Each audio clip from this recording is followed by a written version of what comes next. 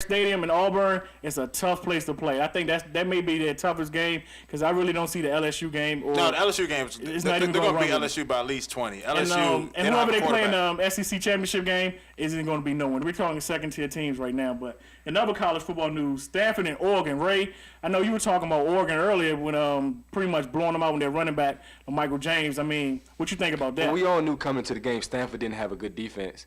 So I figured Oregon was going to win the game. I just didn't know by how much. And LaMichael James looks like the best running back in the nation. No, he does not. No, in my opinion. But go ahead. Who do you think? Ingram. I don't even like Ingram, but if you look at like James is fast. Mark Ingram. Yeah. I think James is a typical college running back. Ingram is kind of like Emmitt Smith, but he's faster. To be honest with you, I like Ingram's backup as a better pro prospect in the NFL than Ingram. But Richardson is a freak. Both of them are great backs. I think right now the only thing that James has over Ingram is just more explosiveness. Yeah, his speed is ridiculous. But as far as pure running back, I mean, you can't go with Ingram. James' speed is.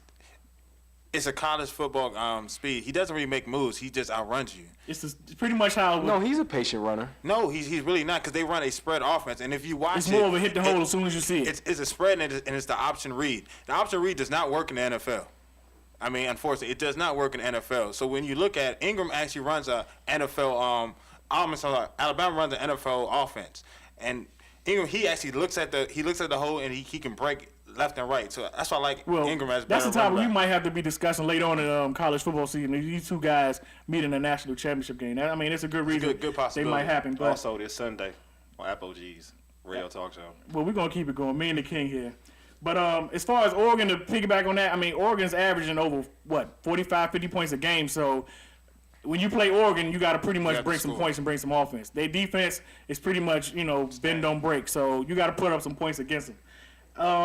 As far as another team that's jumped out there, the team that pretty much Oregon jumped over in the AP poll is Boise State. Me personally, I think that Oregon deserved to jump over them because even though Boise State blew out, UPS Tech or whoever they played by like 59 points, I mean, Oregon played a top 10 defense and blew them out. Top 10 team and blew them out. There's no way that Boise State is gonna make even though they're going undefeated. There's no way that they're gonna be in the national championship.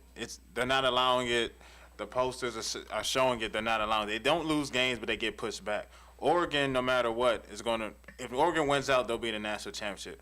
If Ohio State wins out, they'll be in the national championship. Only way that Boise State can be in the national championship if one of the teams lose 2 games. I don't even think one. They have to lose 2 games. They're not going to allow Boise State to be in the national championship. I agree with you over there, King Al, because to me personally, in the conference they playing, I mean – you can't tell me that a Big Ten schedule, a Pac-10 schedule, or SEC schedule can compete with who they compete against every week. But that wraps up our college football edition.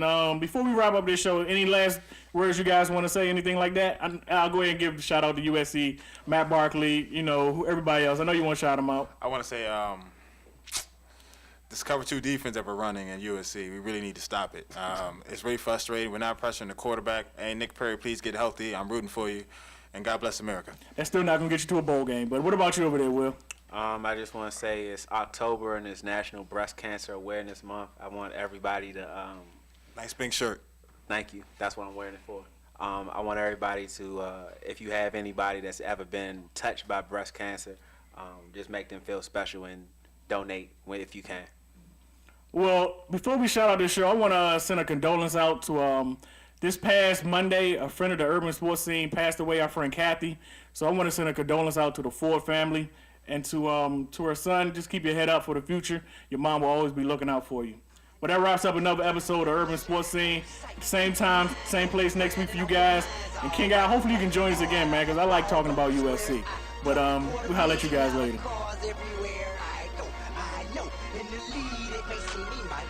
But no matter what they doing, they don't do it like me. Like a G, I hold it down.